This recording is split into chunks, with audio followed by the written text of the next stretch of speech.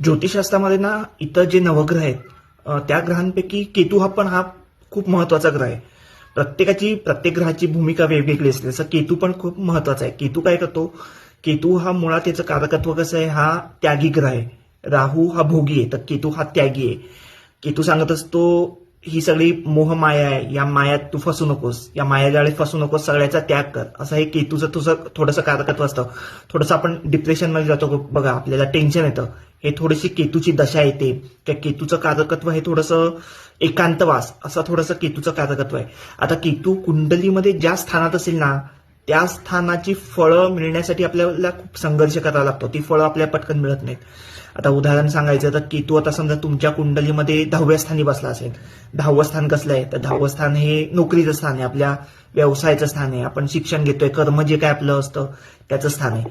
तो जेव्हा 10व्या स्थानी बसतो तेव्हा आपल्याला मनासारखी नोकरी मिळत नाही, किंवा अपेक्षित नोकरी असेल, मला एमएनसी मध्ये नोकरी हवी आहे, पण त्याच्यासाठी मला खूप संघर्ष करावा लागतो. हे केतूचं काम आहे, खूप संघर्ष करावा लागतो. तसंच जर केतू तुमच्या 4थ्या स्थानी असेल, 4थं स्थान कसलं आहे?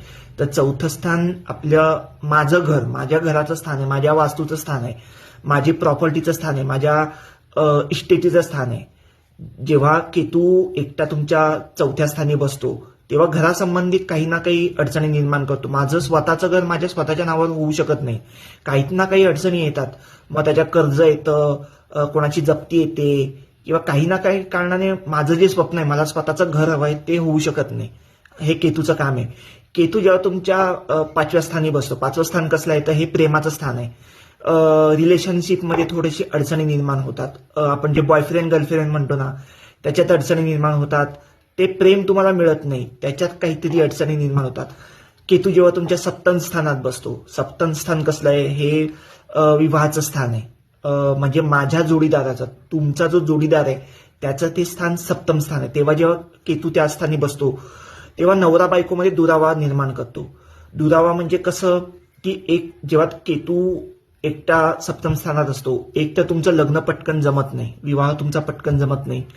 जर जमलाच तर पुन्हा नवरा बायकोमध्ये संघर्ष निर्माण होतो, एकांतवास निर्माण होतो, दोघांमध्ये काहीतरी कलह होतात, किंवा नवरा बायकोमध्ये दुरावा येतो. म्हणजे कसं, समजा आता लग्न झालंय, 7म स्थानात केतू आहे, तर बायको मुंबईमध्ये कामाला आहे आणि नवरा तिकडे पुण्याला आहे, किंवा बायको कामाच्या निमित्ताने मुंबईत आहे आणि नवरा कुठेतरी परदेशी आहे. झालं ना, दोघांमध्ये अंतर आलं ना, दोघांमध्ये एकांतवास आला, दोघांमध्ये दुरावा निर्माण झाला.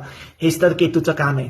पण काय हरकत नाही, जरी तुमच्या कुंडलीत केतू अशी फळं निर्माण करत असेल. आणि महत्वाची गोष्ट, मी ही जी आता जे प्रेडिक्शन सांगितलं हे ढोबळमानाने सांगितलं. फक्त केतूला धरून प्रेडिक्शन करता येत नाही, इतर सगळे ग्रह महत्वाचे असतात. मी एक तुम्हाला समजावं म्हणून फक्त केतू हे उदाहरण घेतलं. प्रत्येक ग्रहाची स्थिती, प्रत्येक ग्रहाची दशा, हे सगळं बघून प्रेडिक्शन करायचं. फक्त हे मी ढोबळमानाने सांगतो, त्याच्यामुळे तुमच्या बाबतीत सुद्धा असं घडेलच असं समजू नका. हे फक्त ढोबळमानाने सांगितलंय. जर तुमच्या बाबतीत अशी फळं मिळत असतील, तुमच्या कुंडलीमध्ये केतू कुठेतरी असेल आणि एकांतवास होत असेल, दोघांमध्ये नवरा बायकोमध्ये संघर्ष होत असेल, तर काय करायचं? गणपतीची उपासना करू शकता तुम्ही. केतूच्या साठी तुम्ही गणपतीची उपासना करू शकता. जर तुम्हाला उपास जमत असेल, मंगळवारचा उपास करू शकता, गणपती अथर्वशीर्ष चालू करू शकता. बऱ्यापैकी तुम्हाला यांनी उपयोग होऊ शकतो. जर तुमच्या कुंडलीत केतू असेल, असं काही असेल, तर गणपती अथर्वशीर्ष म्हणायला सुरुवात करा.